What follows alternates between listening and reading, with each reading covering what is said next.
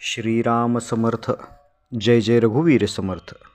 श्री महाराजांना एका भक्ताने विचारले, महाराज, नाम घेताना त्या शब्दावर लक्ष ठेवायचं का त्या ईश्वराचं नाव आहे असं लक्षात आणून त्याचं स्मरण करायचं?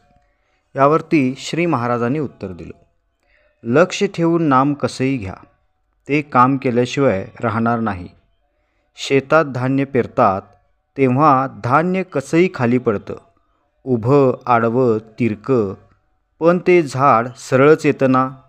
तसं नामाचं आहे, कसंही घेतलं तरी त्याचं फळ मिळणारच. आपल्या गुरुने एकदा जे सांगितले त्यावर पूर्ण श्रद्धा ठेवून साधन केल्याने जे मिळेल ते अगदी खूप ज्ञान संपादन करूनही मिळणार नाही. रोज परमार्थातील नवीन काहीतरी शिकायचं माणसानं ठरवलं तरी ते संपणार नाही. ज्ञान इतकं अफाट आहे की त्याचा अंत कधीच लागणार नाही आणि याला अनुभव कधी येणार नाही. एखाद्या गावी जायला पुष्कळ वाटा आहेत. जर प्रत्येक वाटेने 10-10 पावले जाऊन परत यायला लागलो तर गावाला कधीच पोचणार नाही.